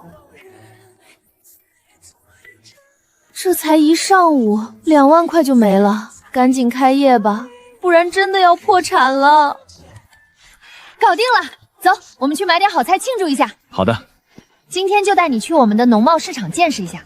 还有谢先生，我想了一下，以后下山买菜的事情还是交给你吧。一切听教主吩咐。我给你的账号转了5000块钱，等会儿带你去菜场逛逛，体验一下手机支付。其实我也不知道1个月买菜要花多少钱，后续还有客人会来吃饭，可能消耗会更大。反正先用着再说，不够了我再给你转。这就是这里的银钱交易方式。没错，谢先生果然聪明，一点就通，不愧是当过务部郎中的人。这可真是太神奇了，省去了携带银两的麻烦。只是这东西要是被人盗窃走了，没事儿，咱们有指纹解锁啊，就算手机被偷了，手机里的钱还是你。实在是方便。对哦，你们好像还不太认识阿拉伯数字，回去开个会，集中认一认，写一写，以后记账花钱都方便。阿拉伯是何物？是哪个州府的名称吗？哎呀，不要在意这些细节，走走走，去菜场。之前那家缺斤少两的水果摊已经被清退了，现在换成卖水产的了。哎，这家水果店呢？怎么不开了？忍不住老毛病又犯了，又被抓到缺斤少两，总算是被市场清退出去了。你们这市场管理搞得还不错嘛。来来来，谢先生，就在这家买，你来挑，看有没有什么需要的。我看你们这每次出来都穿的古装，是哪里的工作服吗？对啊，开度假村的，就在那个玄雾山。这是我们的账号，马上开业了，欢迎来玩。方便加个微信吗？如果你们后期需要大量蔬菜，我也可以送货上门的。可以啊，不过我们这马上才试营业，估计需求量也不大，后面要的多了就找你。行行行，肯定新鲜又便宜。哦，对了，你如果是对外做生意的，还是要小心一点。据我所知，有的人报复心蛮重的。不瞒你说，就在被清退的第2天，我们其中一个市场管理员走夜路回家的时候，就被人套麻袋打了一顿。虽然说是没有监控，但是这么有黑社会啊？不至于，但是多少有些混的背景，你还是小心为妙。癞蛤蟆趴脚面，不咬人也恶心人啊。没事，让他来呗。这人要是真的敢到我们山上闹事，嘿嘿，那就不是区区赔3倍就可以解决的了。来，点这里，打开付款码，然后让老板扫一下就行了。不着急，慢慢来。成功了，你看是不是很简单？不过是触类同通罢了。这些数字排列规律与算学中的某些原理相通，并不难猜。厉害啊，谢先生，连小数点都运用得当，不愧是中国状元的人。趁着谢先生买肉，我抽空买了台投影仪，以后给大家集体上课用。认数字，学现代知识，规章制度，简体字，扫盲之路任重道远啊。我们也是有办公用品的正规企业了，不错不错。小龙虾原产美洲，20世纪初才引入国内，山上这群古代人肯定没见过。这红壳铁钳的是什么玩意儿？红彤彤的，还有2只大钳子，看着好凶，这能吃吗？这么硬？神仙的宠物吧，看起来好威猛的样子。谢先生，今天的晚餐就靠你了，调上蒜蓉或者是油焖都可以，做法你自己用手机搜搜。感恩感恩。好的，教主放心。认证需要1到3个工作日审核，审核服务费600块1年。通过之后，账号会多一个蓝色的 V， 证明是正规企业。快点通过，快点通过，快点通过！姐，我终于弄好了。我自己开直播卖吗？我这账号现在才几百个粉丝，万一没有流量怎么办？不愧是我姐，公平公正的不放过任何一个赚钱的机会。对张默来说，钱不是问题；对我来说，问题是没钱。门票29.9块，住宿299，会不会太贵了？算了，试营业半价优惠，先看看情况吧。武侠，我们是来真的。不错不错，看起来十分靠谱，一点都不像是一个人均文盲的草台帮子。果然还是有人说我是 AI 造假，不过也有人开始相信了。还有人要看帅哥开直播，今天下午6点30准时开播。Hello， 直播间的家人们，下午好呀！没有无人机哦，是我真人拿着手机在直播。大家看，我现在就在我们喵仙人度假村的峰顶，名为望仙峰，距离景区地面200米。纯的实景直播，没有任何滤镜和特效，你们看到的就是最真实的样子。不好意思啊，忘记自我介绍了，我不是主播，我就是喵萧仙人度假村的老板。放心，我不会嘎在你们手机里面的。哎，好像没在菜园里。最近度假区还有一些收尾工作，比如安装消防设备、整理客房什么的，他可能是去别的地方帮忙了。笑死！山上16个人，一共就4部手机，其他人沟通基本靠吼，哪里是说联系就联系得上的。他一般做事的时候不太喜欢带手机，怕分心。你们要是实在想看，我还是带你们去下面转转吧，说不定运气好就遇到了。真的有？走，我现在就带你们去看。哦对，我比较喜欢攀岩，平时没事就会在山上爬一爬，所以下山快一点很正常啦。一辆跑车120块，虽然平台分走一半，但剩下的也有60，这可是善心人无偿赠送的，感恩的心。好，稍等我半分钟，打电话摇人啊。教主有何吩咐？他们想看我怎么登上望仙峰的，你等会儿就拿着手机镜头对着我，这上面几个按钮你小心别碰到了，免得直接锁屏了。知道了。我给你们倒数10个数，给所有人留足开录屏的时间。准备好了吗？开始倒计时，10、9、8、3、2、1。家人们，到顶了。怎么样？看清楚了吗？没有微扬，没有绳子，纯的徒手攀爬，而且是单手。服了，我彻底服了！10辆跑车说到做到。另外，我已经下单了15间古风经典房，开业之后带攀岩群的兄弟们来团建。谢谢利友老板，太大气了！欢迎你们过来团建，保证让你们玩得尽兴。有的，特色项目多着呢。正想带你们去看一个刚上线的新项目——悬崖秋千，包出片的，发朋友圈绝对赞爆。走，现在就带大家去看看。新来，一起去呗。是，教主。大家看，咱们这山上的环境绝吧？全程无滤镜，纯实景。安宁，我找了你好半天，没想到你躲在这儿呢。教主找我吗？有何事？没事儿，你忙吧。你这是在打磨秋千？是啊，魏师傅说怕有木刺伤人，右边2个已经打磨好了。教主要试试吗？大家看，这就是咱们的悬崖秋千，纯手工打造，传统榫卯结构，连钉子都没用。这个位置在西北方的悬崖边。坐在秋千上荡出去，能直接看到云海和夕阳，怎么拍怎么好看，就是能一猫打赢俩老鹰的那位。来，给大家介绍一下，这是我们山的山神大人，大家以后来山上玩，要是遇到他们，一定要放尊重一点，保持安全距离。他们是实打实的野生豹猫，只可远观不可亵玩，别惊扰了他们。好，安宁你去推吧，轻一点啊。好的。像一团裹着霞光的云绒小团子，正伸着爪子拥抱整片夕阳。家人们，今天的直播就到这里啦！玄武山的夜晚还有更多美景等着大家亲自来探寻。记住啦，7月1号，咱们喵仙人度假圈正式试营业，到时候咱们不见不散。68770块，哇塞，好多钱啊！这数字看着喜人，可全是预售单，说到底只是账面流水。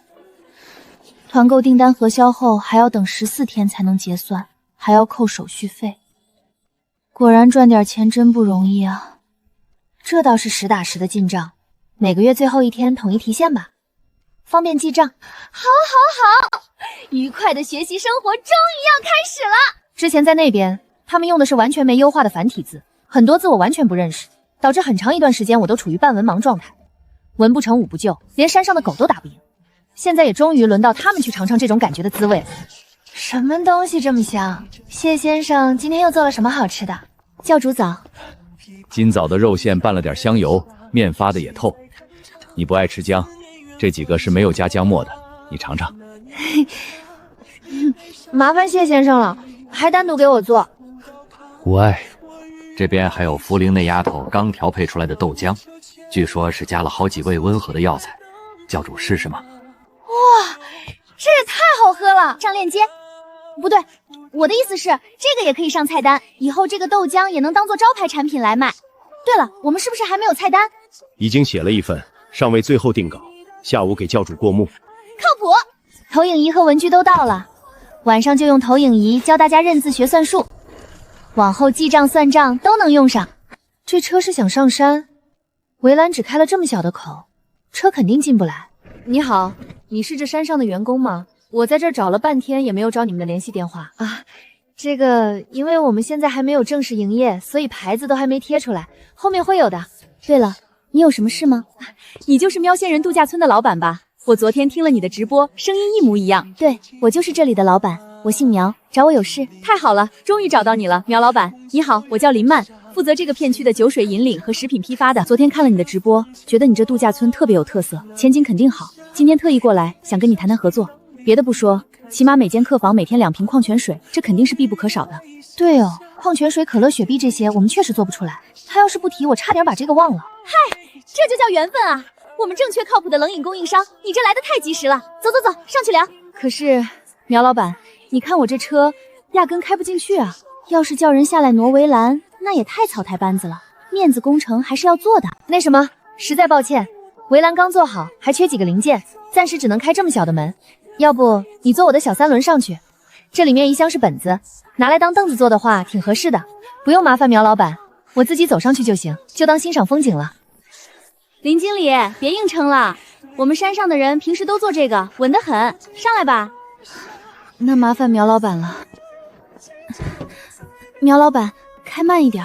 放心，我技术好得很。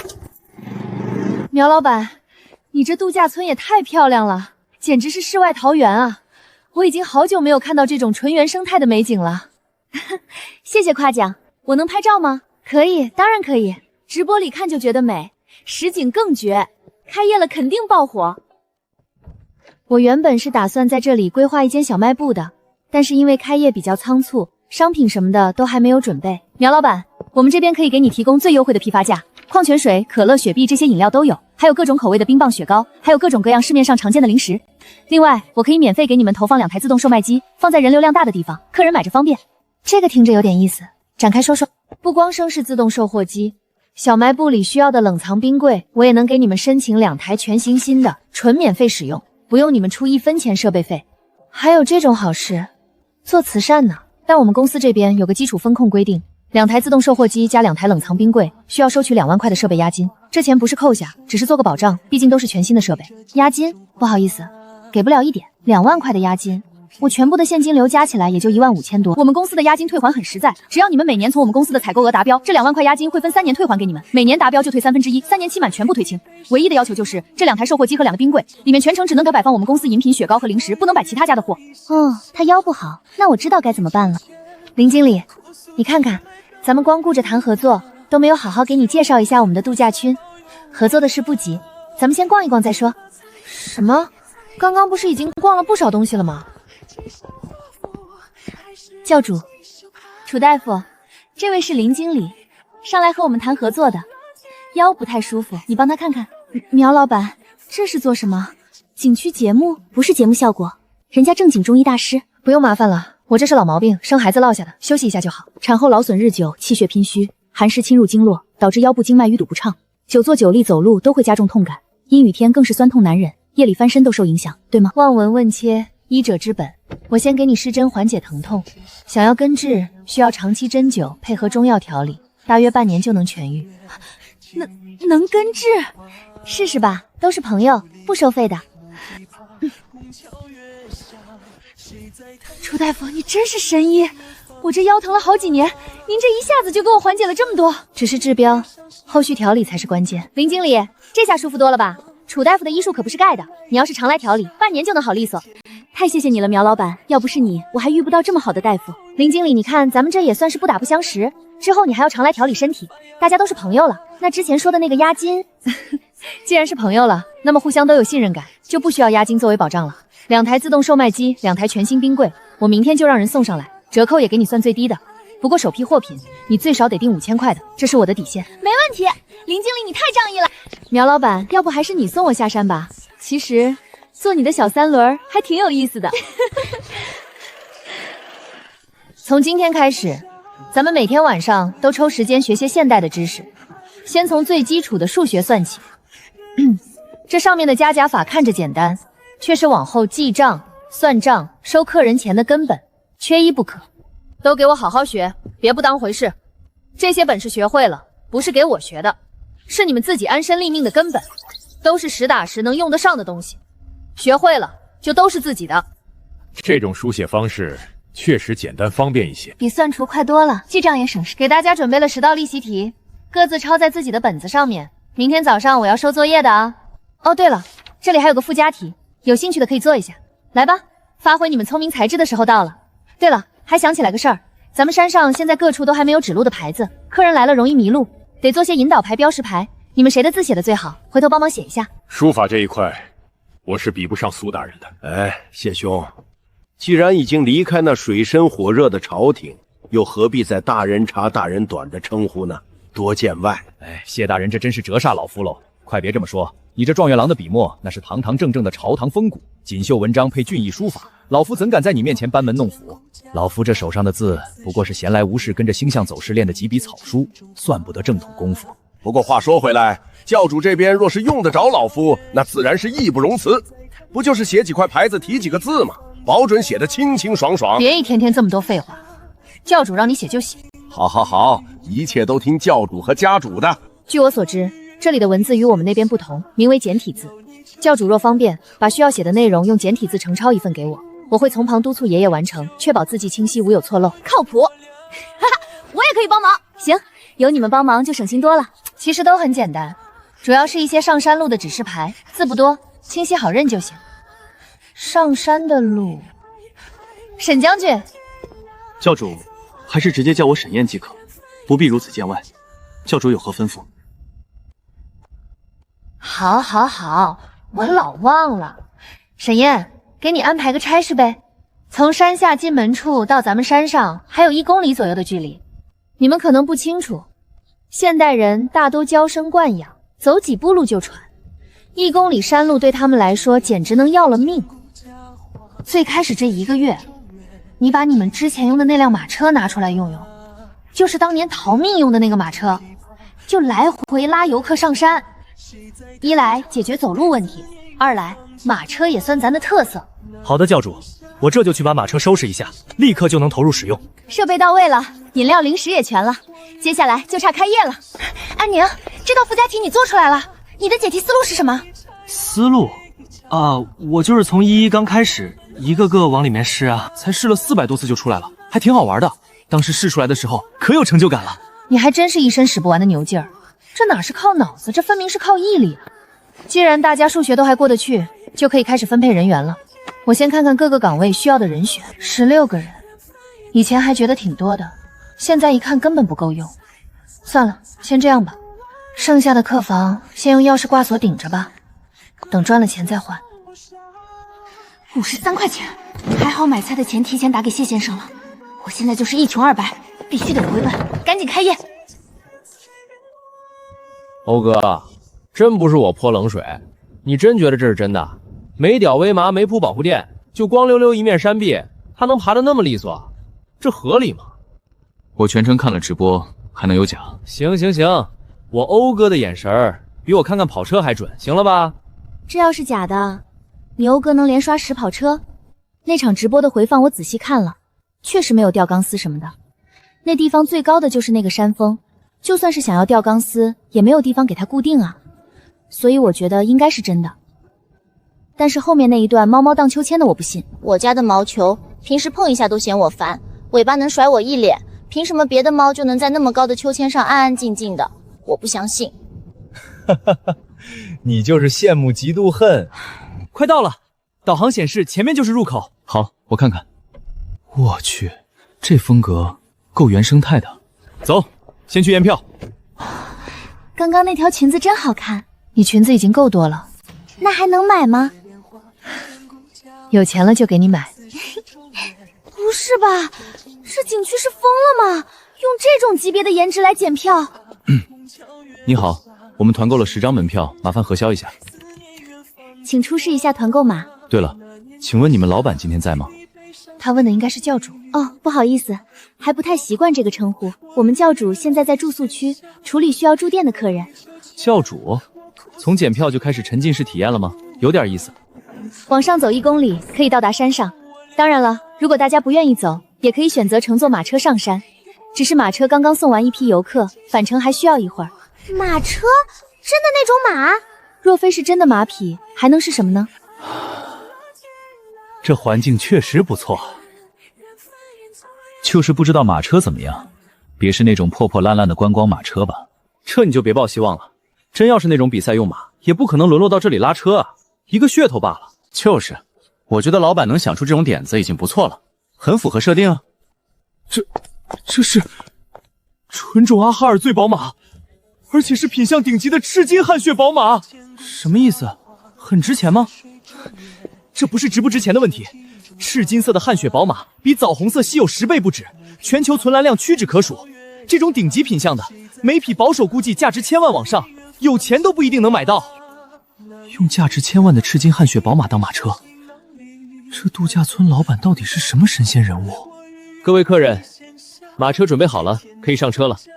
一次最多乘坐8人，诸位可以分2组上去。我要先上去。那你们几个先上去，我们等下一辆车。哇，这就是直播里面那个山峰！我的天哪，这么高！我勒个豆啊，这是人能爬的！我服了，这地方想吊威也没办法呀。可是我还是想试试。一会儿再说，我们先去住宿区，正好他们老板也在那边。这也挺好啊，起码很整齐，没有破坏队形。有道理。说不定这是什么小巧思呢？你想啊，这样一来，如果有人用无人机航拍拍出来就是整整齐齐的100间木屋，多好看啊，多有仪式感！对，总不可能是做完100间木屋前设计忘了留前台位置，没办法才拆了一间凑数吧？肯定是故意这么设计的，主打一个原城难摁坏，还不破坏整体，肯定是很谨慎美感。这怎么可能随便就打开了？对啊，相以为是你的论文呢，想到啥就写啥，梦到哪句说哪句。你够了啊！骂我可以，侮辱我的论文绝对不行，那可是我熬了3个通宵改出来的，导师都夸有想法。那种颜值的美人负责验票，价值连城的汗血宝马来拉车，感觉这个老板在下一步很大的棋，其实挺大，就是宣传这块没跟上。要不是欧哥偶然刷到主播直播间，咱们压根不知道这地方。白瞎了这么好的配置。挺好，这不就让我们捡了个漏？这以后要是都宣传出去了，肯定就不是这个房价了，到时候抢都抢不到。欢迎光临，这边办理入住。现在中午11点45，一上午就开了2间房，还是同一家人的。现在好不容易来了这么大一群人，住宿利润比门票高多了，客人住下来吃喝都在度假村里面，小卖部食堂又能跟赚一笔，太好了！请问你们是已经提前购买了团购吗？我来，开5间房，谢谢。5间房就是将近1500块钱。这边给你刷新一下，还有4份需要核销。行。团购核销好了，麻烦各位出示一下身份证，这边需要登记信息。我就是上次直播间那个攀岩的，你还记得吗？哦，你就是那个 Leo 老板呀！感谢你的捧场，太大气了。都把身份证拿出来，赶紧登记，弄完了我们先去吃饭。久等了，还需要5个手机号码。我们这边使用的电子门锁没有房卡的，过会儿会把房间的门锁密码发送到对应的手机号里面，记得查收一下。这是什么字？第1排是喵仙人度假村，第2排是今天的日期。这是古代人用的繁体字啊，自带防伪功能，不错吧？老板，你们度假村真有意思，设定好完整哦，居然还有自己的文字。感谢夸奖。现在也差不多到饭点了，咱们食堂中午不仅有饭菜，还有说书人讲故事呢。你们要是感兴趣，登记完可以抓紧时正好开场。园区地图在咱们度假村的短视频号首页置顶图片里能直接下载。还有说书人，这个太新鲜了，必须看看。哦，对了，因为玄武山本身是比较凉快的，所以房间里面没有装空调。你们要是怕热的话，可以在这边领电扇。天哪，真的连空调都没有装，电视也没有。唉，这老板也太能省装修的钱了吧？唉，得亏房费打了5折，这要是599，那就太划不来了。这配置也太顶了，这种档次我只在5星级酒店见过。懂了，合着是故意不在房间面装现代电器，就为了保住古风意境，把现代化享受全藏卫生间里了。巧思，这又是巧思。老板果然有点东西，刚刚还觉得299有点亏，现在一看，就算是原价599都是血赚。走吧，整顿完去食堂。他说有说书人，他为了让父母能吃上白米，常常步行100里之外去买米，再背着沉甸甸的米袋原路返回。寒冬腊月里，脚踩在雪地里，冻得开裂流血，也不叫苦。后来仲有做了大官，锦衣玉食，却常常对着山珍燕味落泪。旁人问他为何，他说：“这便是树欲静而风不止，子欲养而亲不待。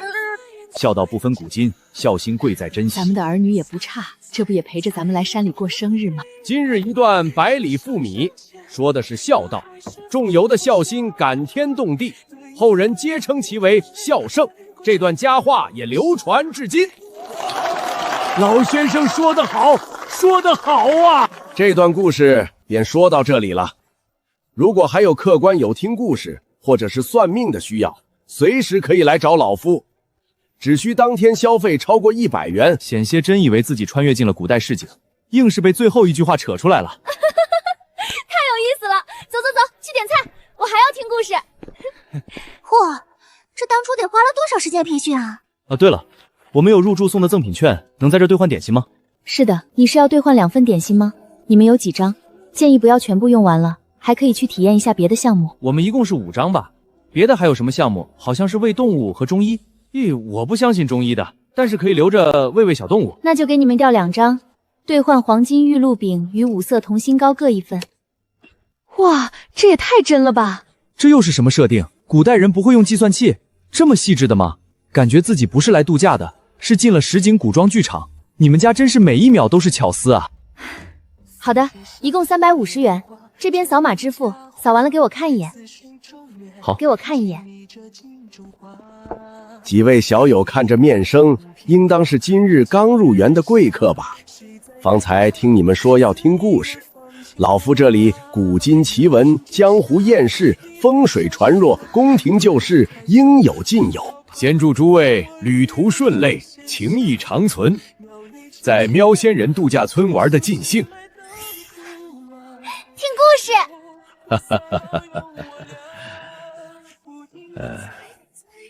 只是故事分千百种，有神话志怪，有历史典故，有江湖情仇，亦有风水奇谈。几位小友不妨说说偏好，老夫挑最合心意的讲。哎，我想听那个江湖下壳的也不错。我也不知道，你们说那个秘闻是不是老先生吗？他们说的那些都太普通了，网上评书里都能听到。不如您给讲讲您自己的故事吧，比如说您是怎么来到这度假村的，您的过往经历，我们都特别好奇。既然都是沉浸式体验了，那 NPC 肯定会有自己的背景设定吧？老夫的过往算不上惊世骇俗的趣事，更不是什么值得夸耀的风光往事。不过既然诸位小友有心想听，老夫说说也不妨。老夫姓苏，吴望奎，出身于风水世家苏家。自前朝起，苏家便执掌皇家钦天监堪舆科，专司皇家风水勘测、龙脉护持、阵法布设之事。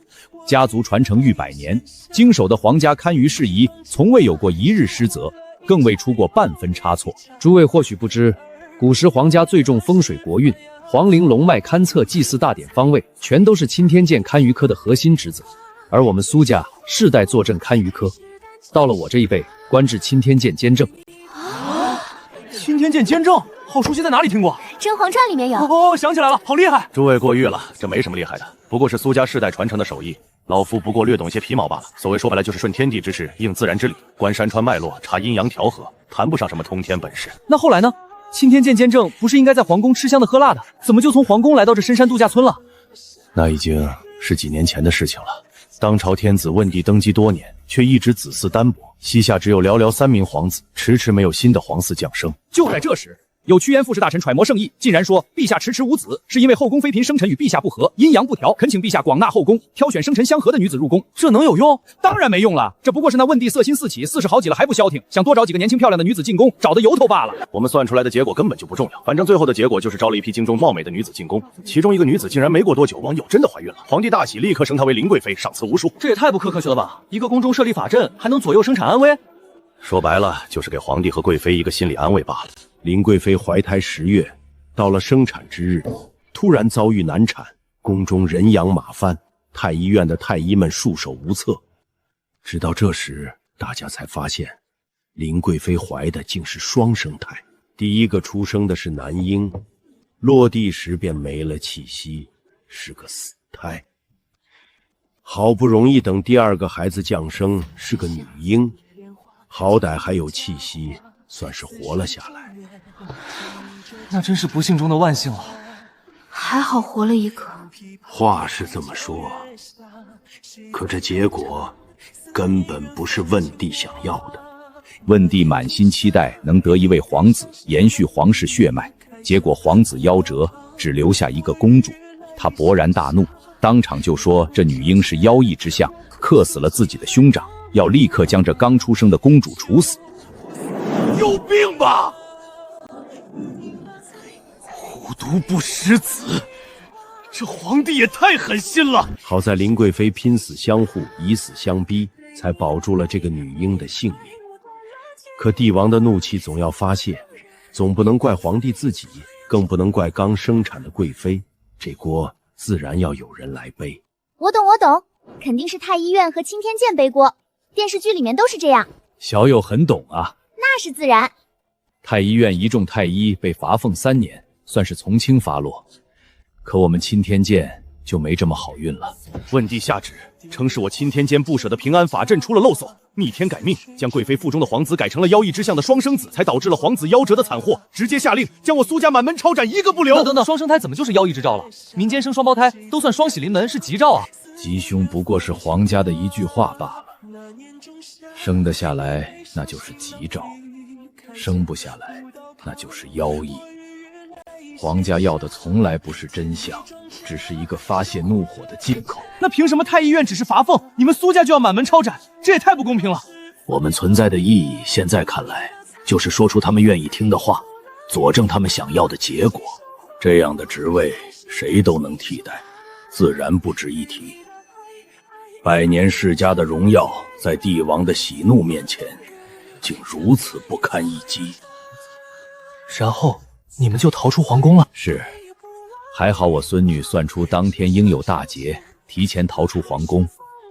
家人后续来追杀我们的沈将军一时心软，放过了我们，这才让我们遇到了教主，来到这一处风水宝地，从此隐姓埋名，过上了安稳平静的生活，再也不用理会皇家的尔虞我诈。沈将军又是谁？也是度假区的 NPC 吗？这位沈将军你们应该都见过的，便是今日在山路上赶马车，身后背着一把弓送你们上山的那位英武男子。哦，想起来的，帅的。那沈将军为什么要心软放了你们？他身为朝廷将领，违抗圣旨可是死罪啊。这就是沈将军自己的故事了，其中缘由老夫不便多言。老夫的故事就讲到此次了，不知几位小友听得可否开心？太好听了。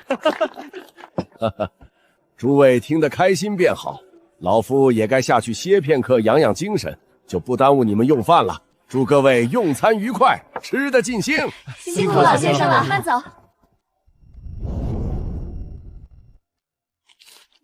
这个饼太好吃了！谁让你吃的？我还没拍照呢。妈呀，这个饼确实好吃，再加2份，不3份。这个冰酸梅汤太爽了，我就没有喝过这么好喝的酸梅汤。服务员，再加2壶。话说，他们这边故事线做的真好啊，还是交叉的。对啊 ，NPC 之间还有联系和羁绊，太好玩了。这应该是专门找哪个网文作者写的吧？这个作者说不定还叫香菜什么什么的，都可以直接发布成小说了。哎，你们说后续这个贵妃会不会出场？哇，好想法！以后这度假村越做越大 ，NPC 只会越来越多。像这种提前就埋下了故事线的角色，一定会登场。那狗皇帝会不会登场？我想要踢爆他的狗头啊！克制，殴打 NPC 会罚款的，搞不好还会进局子。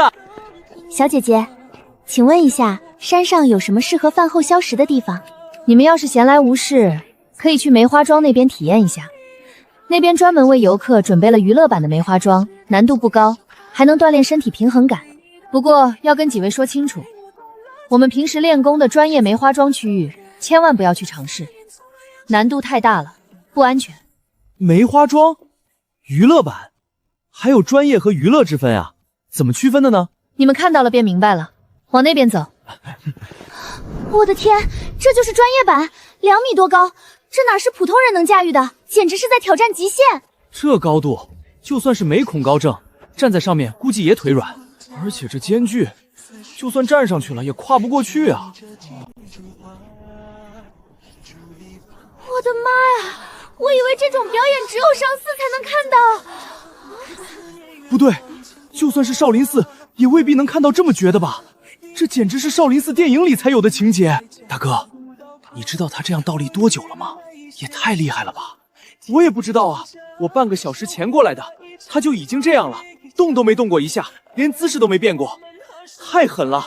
这体力和毅力简直绝了。我刚才问了，说是有半个钟头了。半个小时，单手倒立半小时，还在晃动的竹子上，这肌肉耐力也太惊人了。普通人单手撑地3分钟都难，他这简直是非人类。来来来，到时间了，都过来吃饭吧。今天谢先生做了好多好吃的。太厉害了，太精彩了！这动作简直比电影里还帅。高手在民间啊，这才是真正的功夫吧。见笑了，献丑了，不好意思，我要去吃饭了。去吧去吧，辛苦了。安宁，教主让我们过去吃饭，我们一起去吧。我先不过去了，这边还有一些客人在喂动物，我不方便走。你们先吃，给我留一些剩菜就可以了。那怎么行？剩菜哪有刚做好的好吃？这样吧，我等会儿拿食盒专门给你带一份过来，保证是热的。这样也行，谢谢你。客气什么？对了，我刚刚听教主说，今天客人里面有过生辰的，他们这边过生辰要吃蛋糕，还要吹蜡烛，好像叫什么奶油蛋糕。奶油蛋糕是什么东西？我也不知道，不过教主说，以后我们过生辰的时候也会给我们买奶油蛋糕，到时候我们就能看见了，肯定很好吃。教主真好呀！对呀对呀，教主最好了。我的天，这也太敬业了吧！都到下班吃饭的时间了，还在保持着人设，连对话都这么有代入感，这 NPC 的专业程度简直绝了！是啊是啊，刚才他们说教主奶油蛋糕完全就是角色里的对话，一点都不出戏，这也太拼了！要不是他手里还拿着对讲机，我都要怀疑自己是不是穿越了。